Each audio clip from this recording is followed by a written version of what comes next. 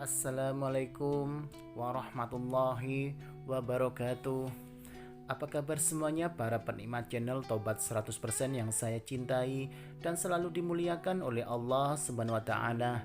Pastinya saya selalu mendoakan kalian semua semoga panjang umur, sehat sekeluarga, banyak rezeki, serta dijauhkan dari segala bentuk musibah dan diberkahi hidupnya oleh Allah Subhanahu wa taala. Amin amin ya rabbal alamin. Pada pertemuan kali ini saya akan menerangkan mengenai sejarah berdirinya Ka'bah, perjuangan keras Ibrahim dan Ismail. Sejarah berdirinya Ka'bah tentunya menjadi informasi pengetahuan penting yang bisa menambahkan wawasan kita mengenai ilmu agama Islam. Jangan sampai kita umat Islam tidak tahu bagaimana sejarahnya sampai saat ini Ka'bah bisa berdiri kokoh dan menjadi kiblatnya umat muslim di seluruh dunia. Mendengar kata Ka'bah tentunya bukan menjadi hal yang asing lagi bagi umat muslim. Mengulik sejarah berdirinya Ka'bah dalam Islam. Sudah tahukah Anda mengenai bagaimana sejarah berdirinya Ka'bah? Mungkin mendengar kata Ka'bah sudah bukan suatu hal yang asing lagi. Akan tetapi tidak ada salahnya apabila juga mengetahui mengenai bagaimana dan mengapa apa itu bisa berdiri bahkan menjadi kiblat untuk ibadah sholat semua umat muslim. Bagi Anda yang belum mengetahui mengenai sejarah rumah Allah tersebut, tidak ada salahnya apabila Anda menyimak penjelasan dari saya berikut ini. Perlu menjadi pengetahuan penting untuk Anda bahwasanya berdirinya rumah Allah dan Masjidil Haram tidak bisa lepas dari sejarah perkembangan agama Islam di Tanah Suci, Mekah. Nyatanya, tampilan Ka'bah terus-menerus mengalami perubahan dari masa ke masa. Apabila semula merupakan bangunan dengan berbentuk kotak di tengah gurun pasir, sekarang ini bangunan megah tersebut juga sudah disertai dengan Hajar Aswad di tengah Masjidil Haram.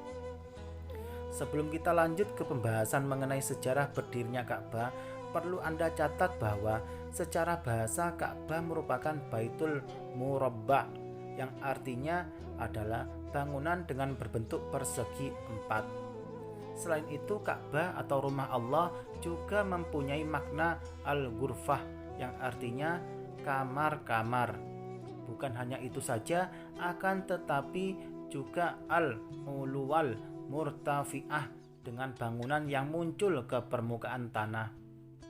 Pada masa Ibrahim alaihissalam, seperti penjelasan pada bagian awal bahwasanya sejarah berdirinya Ka'bah tidak bisa luput dari Nabi Ibrahim alaihissalam. Dalam Al-Quran, surat Ali Imran ayat 96 sampai dengan 97 menjelaskan salah satu kewajiban manusia terhadap Allah adalah pergi untuk melaksanakan haji bagi mereka yang mampu. Barang siapa yang mengingkari kewajiban haji tersebut, ketahuilah bahwa Allah Subhanahu wa taala adalah yang maha kaya. Al-Azraqi meriwayatkan dari Ibnu Juraji, Ali bin Abi Thalib mengatakan bahwasanya Ibrahim melangkah dengan diiringi malaikat, burung, dan awan.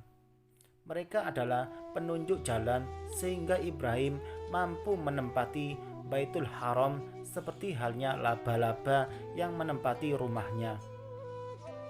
Dia juga melakukan penggalian serta memunculkan pondasi dasarnya yang besar punggung unta.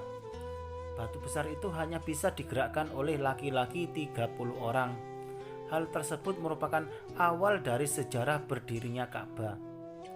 Allah berfirman kepada Nabi Ibrahim alaihissalam, "Dan buatkan untukku sebuah rumah." Kemudian Nabi Ibrahim pun bertanya kepada Allah Subhanahu wa taala, "Wahai Allah Tuhanku, di manakah aku harus membangunnya?" Selanjutnya menjawab dengan firman-Nya, "Akan kami tunjukkan kepadamu." Selain itu, Allah mengutus awan yang berkepala untuk menyampaikan pesan kepada Nabi Ibrahim, "Wahai Ibrahim, sungguh Tuhanmu telah menyuruhmu untuk membuat garis sebesar awan ini." Mendengar perintah dari awan tersebut, dari Nabi Ismail tersebut segera melihat ke arah awan dan mengambil ukurannya.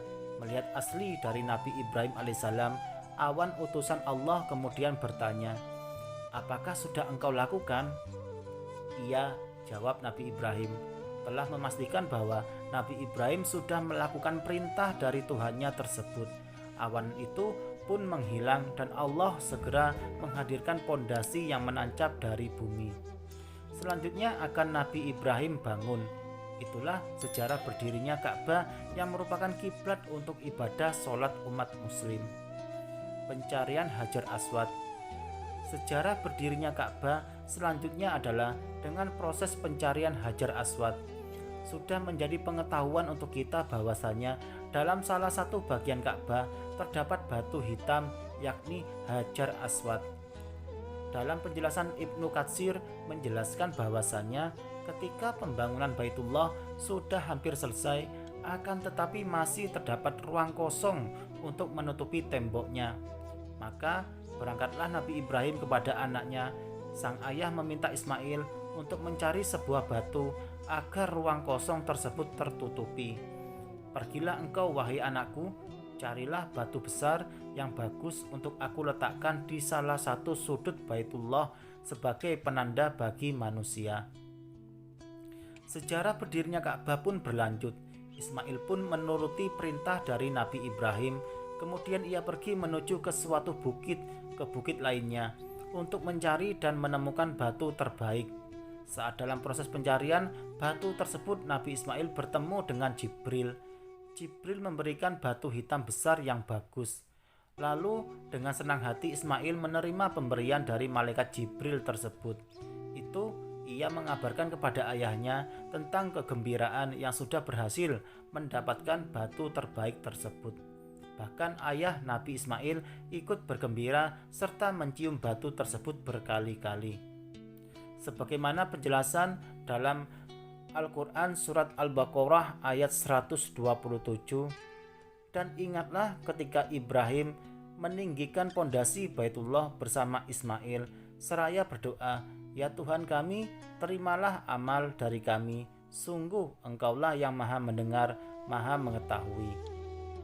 Setelah proses pembangunan dan peletakan Hajar Aswad selesai, pada saat itu juga Allah berfirman bahwa Ka'bah merupakan tempat yang suci untuk umat Islam.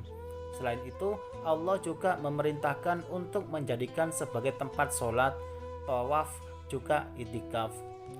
Nah, bagi Anda yang belum mengetahui bagaimana sejarah berdirinya Ka'bah, penjelasan mengenai bagaimana Ka'bah itu ada menjadi ilmu yang bermanfaat untuk Anda semuanya.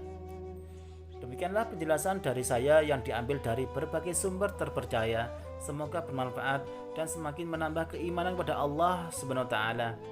Apabila ada kekurangan dan kesalahan dari penjelasan saya mohon maaf yang sebesar-besarnya karena saya tidak sempurna. Kesempurnaan hanya milik Allah Subhanahu wa taala. Amin amin ya rabbal alamin. Jangan lupa selalu dukung YouTube channel Tobat 100% ini dengan cara tekan tombol like dan subscribe agar tidak ketinggalan mengenai amalan, zikir, wirid, dan doa-doa sesuai dengan ajaran Rasulullah SAW. Sekian, terima kasih, semoga bermanfaat. Wassalamualaikum warahmatullahi wabarakatuh.